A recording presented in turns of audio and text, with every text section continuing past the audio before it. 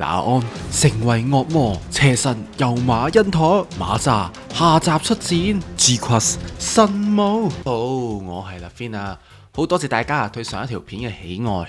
我今條片同樣希望大家俾個 like 同 share 條片俾朋友仔睇。今日我哋講 G-Crush 第10集，今集進度接近光速咁快，而濃縮嘅程度咧，好似啲人咧將10個冬甩咧壓埋變一個嚟食咁樣。而今集終於出場嘅基連，簡直係 G-Crush 裏邊嘅小丑。拿安一下殺咗10萬幾人，正式成為 Diablo。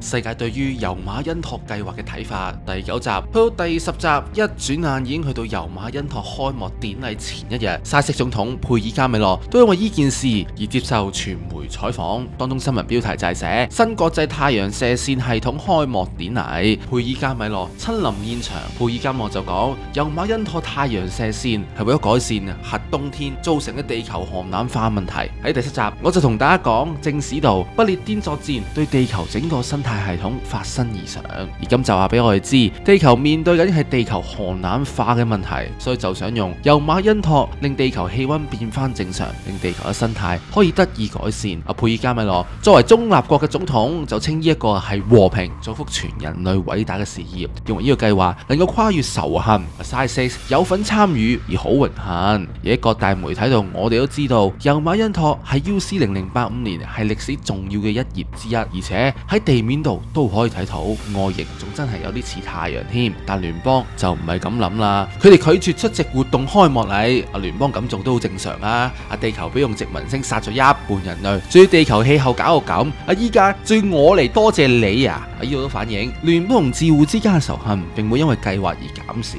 馬秋實力大增，馬秋嗰面呢幾個月雖然都係住喺監倉同成為國際罪犯，但係同沙利亞不斷練習，實力都提升咗好多。當中沙利亞最係精神力高嘅新人類，有讀取人哋腦電波。上次阻止馬秋暴走，相信沙利亞都有教馬秋新人類作戰嘅方式。沙利亞嘅自由，同時沙利亞都有分享自己木星嘅經歷。沙利亞喺自護宣布立國，為咗令到宇宙人可以自由獨立前，被派到去木星採取重要能源物資氦負3。當中氦負3係一種好罕有嘅物體，係高達世界入面機體嘅主要能源。佢會同另一種叫做刀嘅物質融合，產生大量嘅能量，令機體可以飛行同戰鬥。一定要用氦負3係佢嘅反應時唔會釋放有害嘅中子。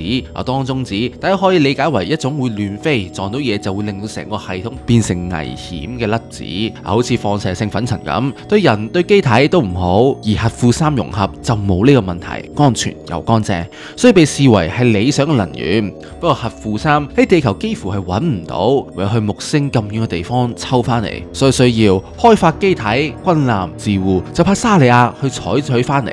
經過一段時間，沙利亞終於去到木星，拎到氦負3，但就喺想回程嘅時候，木星發射宇宙射線強度過大，令到導航系統故障，同船舶高度控制子系統冇回應。沙利亞同船員被困喺木星，係可以做嘅都做晒，但都冇用後，沙利亞面對嘅係自己嘅生命即將走到盡頭。呢一刻，佢發現自己毫無用處，但反而得到自由。呢度我理解沙利亞俾人哋期望、自己期望、使命等等文字困住咗自己。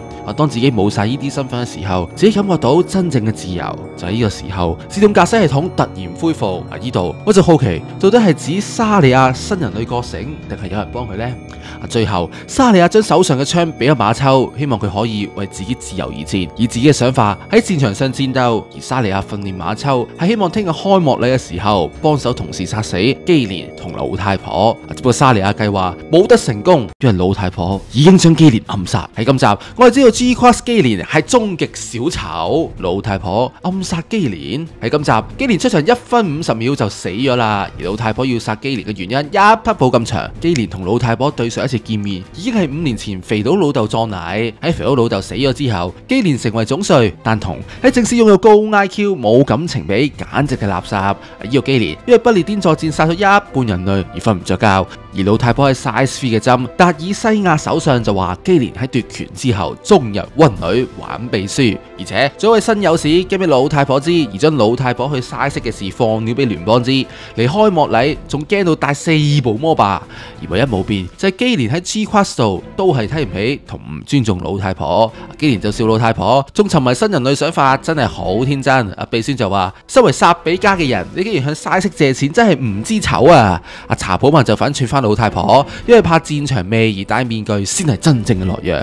但係老太婆今日戴面罩係要唔俾你哋知，佢戴咗個透明口罩，阻止自己吸入毒氣。雖然啱啱掃咗基連千宗罪，但老太婆要殺基連嘅原因係佢為咗奪權而殺自己老豆。冇錯，喺 G 級數肥佬老豆都係寫喺基連手上，而喺正史度老太婆知道基連殺死自己老豆，一樣都係好嬲。但基連甚至連扮都唔扮，話俾老太婆知老豆係自己殺，吹咩？所以老太婆喺正史一樣都係親手殺死佢，弑父之仇先係罪不可恕。但老太婆認為殺自護大坤有正當理由，你真係好意思講出口？你試下俾瑪莎聽到啊！而一場有趣嘅一點就係基連身後嘅畫啦，其實係法國畫家莫羅作品《The Apparition》。入面重要嘅角色有跳緊舞嘅女仔叫莎羅美，個頭浮喺空中嘅係約翰，坐喺後面係國王希律王，另外嗰個係佢阿媽希羅。嗰個夜晚，莎羅美喺希律王生日宴會上跳咗一隻舞，迷到咗希律王。希律王就話：你要乜都可以。莎羅美就問阿媽：點好啊？阿媽就教佢講：我要施洗者約翰嘅頭。雖然希律唔想殺約翰，但作為君主一定要有口齒，只好下令斬首。畫中畫嘅唔係斬首嘅過程，而係莎羅美跳舞後望住空中出現一個發光、懸浮、血淋淋嘅頭顱，呢個就係佢要求嘅約翰嘅頭。而喺西方文化入面，好多作家同畫家將莎羅美形象創作成一個有強烈慾望同控制慾嘅致命女人。喺 G-Class 所映照嘅就係老太婆。只不過莎羅美嘅故事仲未完，喺西方嘅藝術家度描繪莎羅美為誘惑同毀滅之源，佢代表人類嘅慾望最極端面。所以最後往往會被神懲罰，精神崩潰，死於自己造成嘅殺戮氛圍之中。喺英國1893年，奧斯卡舞台劇《莎羅美》因為得唔到約翰嘅愛，係殺死約翰後，佢終於得到約翰嘅吻。希律王見到大怒，最終殺埋佢。老太婆喺獲得權力後，根本唔知自己做嘅嘢係滅絕人類。老太婆決定毀滅地球。老太婆一係唔做，一做咧就決定將基連同聯邦一網打盡。喺揾到拿安呢個新人類嘅寶後，佢對拿安就好似自己親人一樣，幫佢梳頭、聞高級香水，被人公主對待嘅拿安第一次聞到覺得香水好香。老太婆都同意，但可惜呢支係最後一支，因為地球骨子裏腐爛嘅老人會妨礙新人類自由生活。呢度表明老太婆深知自護同聯邦嘅仇恨唔會消失，而決定炸埋地球。而同時，老太婆都回答拿安上次自己嘅問題。何が我らを強くしたと思う？呢個時候，老太婆就將肥佬老豆把槍送俾拿安，仲將當中個教誨：想變強就要不擇手段，強大就係活下去嘅意志。新人類要生存係唔需要正確嘅。一幕之後，拿安同馬秋手上都擁有槍，呢度都表達嘥色少女同宇宙難民呢一刻都有戰鬥理由。基連親衛隊殲滅暗殺基連，即係老太婆第一步，第二步就係親衛隊。基連死咗，拿安同艾古莎會出動，一切同訓練一樣，強人部隊用親衛隊艦做掩護成功突襲第一步魔霸。第二步發現佢哋用埃力場擋住攻勢，但唔緊要，因為拿安喺大廳，佢用浮炮分散敵人嘅注意力，再成功騎喺魔霸上邊喺裝甲罅度射爆。第二步、第三步就用飛彈令到魔霸視野被 block， 再用強人連擊插爆。基連親衛隊正式收皮。老太婆特別任務就係親衛隊被消滅之後，拿安打開老太婆信封，當中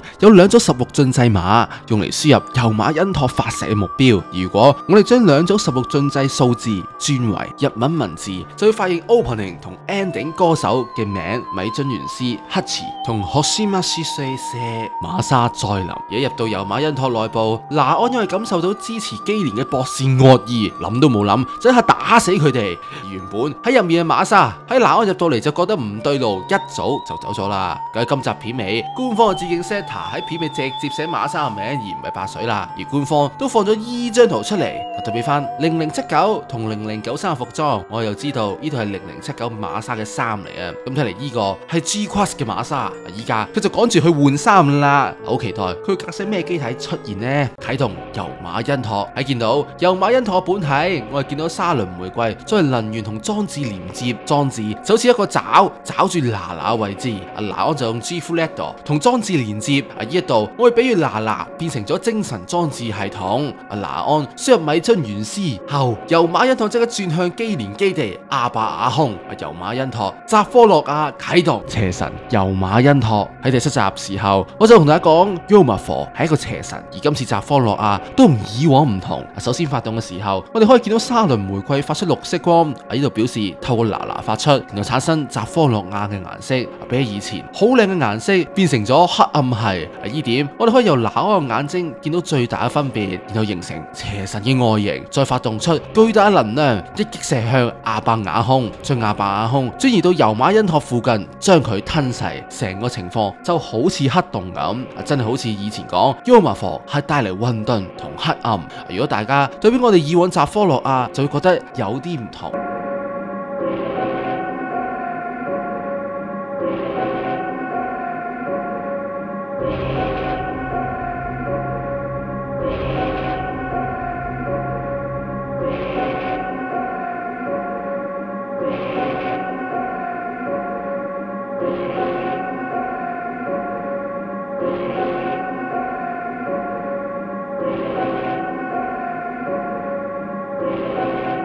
我覺得馬沙同修治嗰兩次就係似傳送，但今次呢個就似係破壞啦。拿安一擊就殺咗10幾萬人，雖然佢只係感受到嘔心嘅感覺，但娜娜就好痛苦啦。喺日本播放嘅時候，字幕上有寫呢個係娜娜嘅悲鳴，相信呢一擊令娜娜精神上受到好大嘅傷害。最後為咗救娜娜嘅馬秋都講到，下集馬秋 VS 拿安，G-Class 有心毛啦，手手腳腳都有4個細嘅扎科洛亞，馬秋手上係冇武器，咁有冇機會變神棍機呢？